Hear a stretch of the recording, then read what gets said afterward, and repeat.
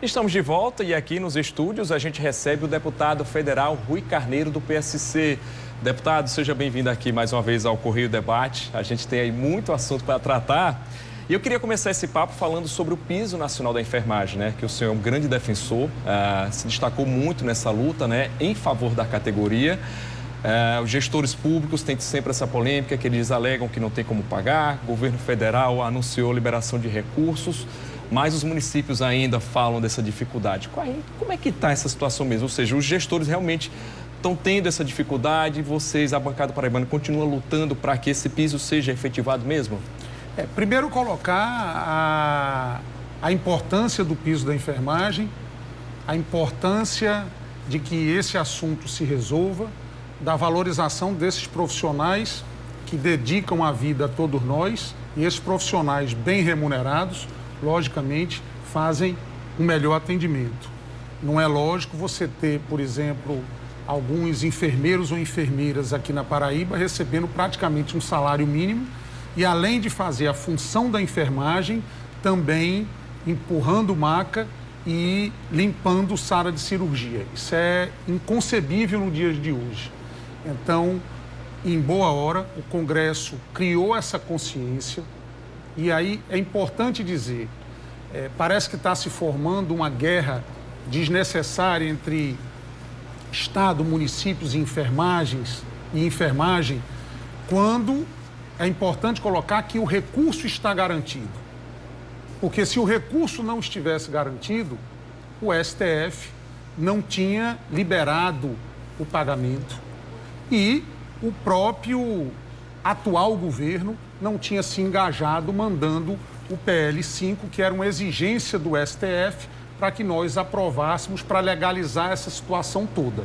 O que está ocorrendo, e é natural, nós estamos aí numa fase de adaptação, tem uma portaria do Ministério da Saúde que efetivamente alguns gestores colocam que o recurso não é suficiente e para outros o recurso foi suficiente. A informação que nós temos é que essa portaria será reeditada.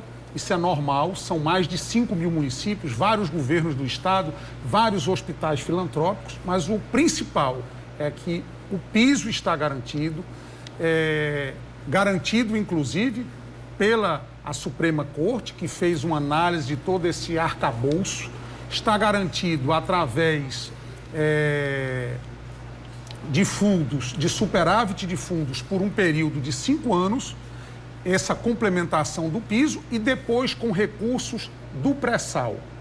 Para esse ano tem mais de 11 bi garantidos. A portaria falou em 7 bi e 300. Então existe ainda bastante margem. E, repito, a informação que nós temos é que sairá uma nova portaria.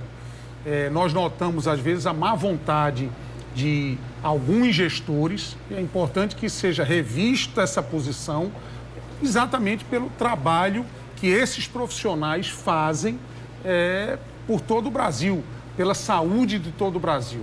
Então, o piso é fato, está na Constituição, inclusive vai constar no arcabouço fiscal que será votado na próxima semana, está lá incluído, e se fosse legal, se tivesse qualquer ordem, jamais o Supremo liberaria o pagamento do piso. O que está acontecendo, e é natural, é uma reorganização inicial, mas com certeza o piso será cumprido. Ou seja, então na prática teria sido alguma falha só na definição que cada município vai receber, porque essa semana mesmo, aqui no Correio Debate, a gente ouviu a FAMUP e alguns prefeitos estavam, né, falando para a federação que o recurso foi destinado para a cidade era muito pouco, então o que eles estavam pedindo era uma complementação. Então nessa portaria isso deve ser corrigido.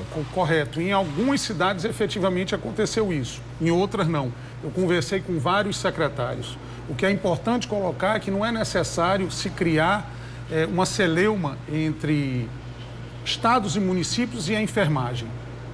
O que é que resolve a situação? Os recursos para complementar o pagamento. Os recursos existem.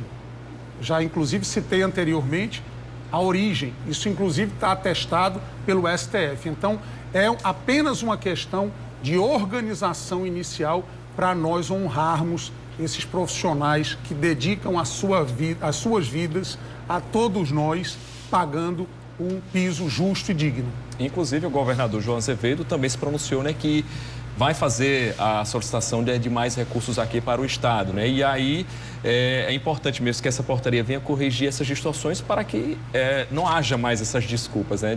Correto. E esses profissionais recebam esse valor que é devido, né? Porque, principalmente durante a pandemia, a gente viu a importância deles e havia uma certa precarização. Se você não tem um padrão de pagamento, de valores, e aí eles têm que se sujeitar, às vezes, por questões de necessidade de trabalho, àquele valor que é pago, né? Então...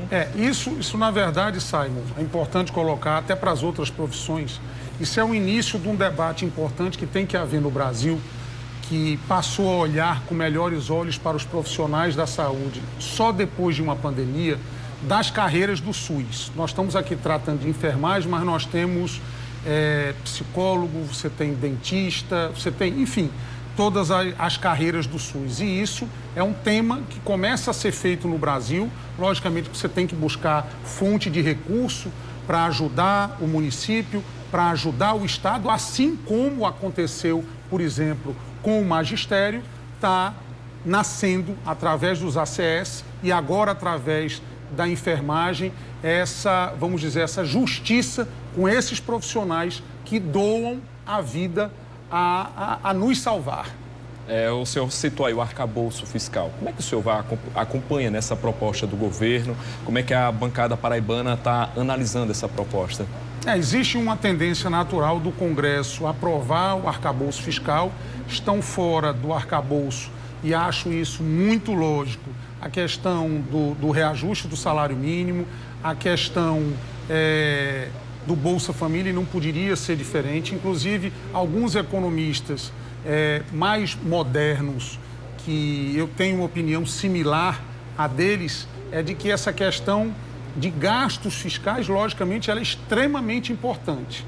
Mas você tem que fazer a leitura do investimento fiscal versus inflação. Então, você pode colocar efetivamente dinheiro na economia em algumas áreas necessárias.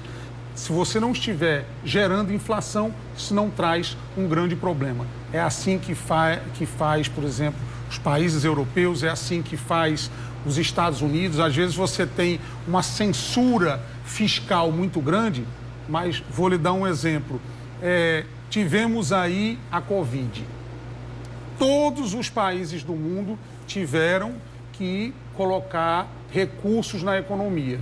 E nós temos aí uma série de situações que isso não trouxe a inflação e salvou vidas. Então, a gente não pode ficar só naquele aspecto técnico exagerado em relação a essa questão fiscal. E ignorar a realidade. Mais do que a questão fiscal, vamos dizer assim, muito exagerada, vale a vida das pessoas. Então, você não pode deixar de dar comida, de dar remédio, de dar saúde para dizer que você está fazendo esse dever de casa. Se estiver gerando inflação, tudo bem. Se não, isso é teoria econômica do passado.